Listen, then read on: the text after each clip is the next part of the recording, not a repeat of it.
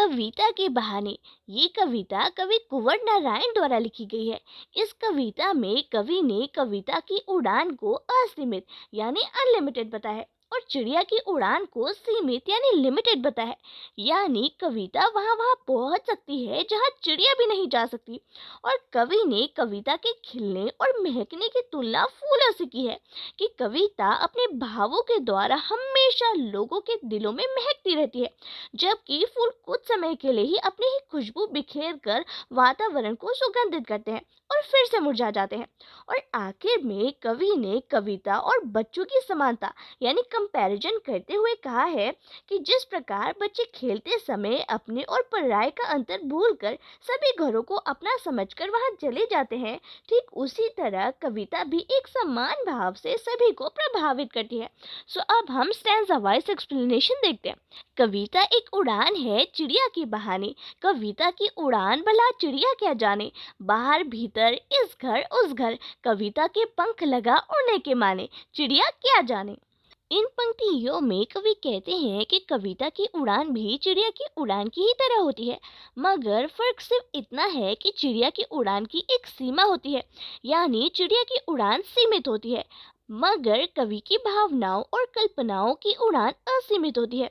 कवि अपनी कल्पनाओं के सहारे देश और समय की सीमाओं से परे भी उड़ सकता है, मगर चिड़िया घर के आंगन, छत, पेड़ की डालियों और आसमान में थोड़ी दूर तक ही उड़ सकती है। लेकिन कविता कल्पनाओं के पंख लगाकर न जाने कहां कहां तक जा सकती है, क्योंकि कविता की उड़ान व्यापक होती है। इसीलिए कवि कहते हैं कि चिड़िया कविता की इस उड़ान को नहीं जान सकती, क्योंकि कविता कल्पनाओं के पंख लगाकर दूर तक उड़ान भर सकती है।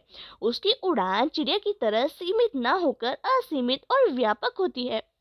कविता एक खिलना है फूलों के बहाने। कविता का खिलना भला फूल क्या जाने, बाहर भीतर इस घर उस घर, बिना मुरझाए महकने के माने, फूल क्या जाने। इन पंक्तियों में कवि कहते हैं कि कविता भी ठीक उसी प्रकार खिलती है, ठीक उसी प्रकार महकती है जिस प्रकार एक फूल खिलता है, महकता है और चारों ओर अपनी खुशबू बिखेरता है। लेकिन फूलों का खिलना और महकना एक निश्चित समय के लिए होता है, क्योंकि कुछ समय बाद वो मुरझा जाता है।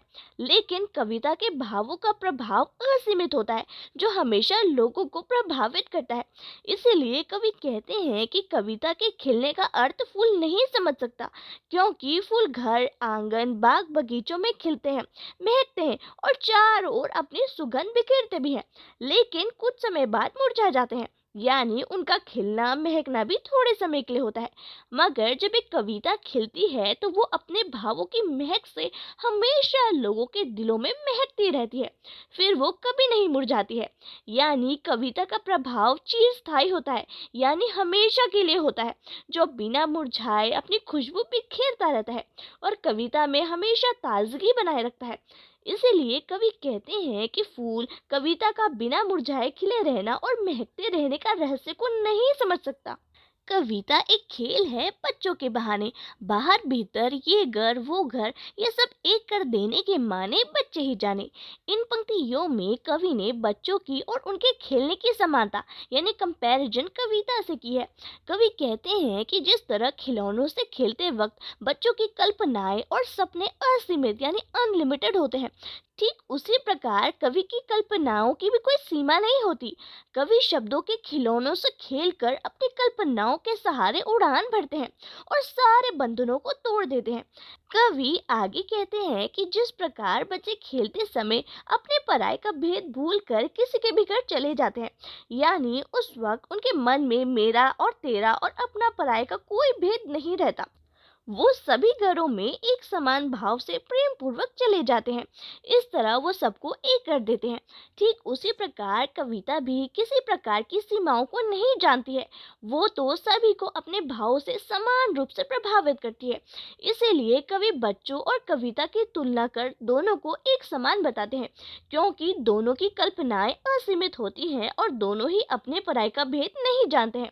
सो आई होप आपको एक्सप्लेनेशन अच्छी लगी हो। अगर आपके लिए वीडियो जरा सी भी हेल्पफुल हो तो प्लीज़ मेरे चैनल को सब्सक्राइब करें ऐसे ही क्लास 12 वीडियोस के लिए।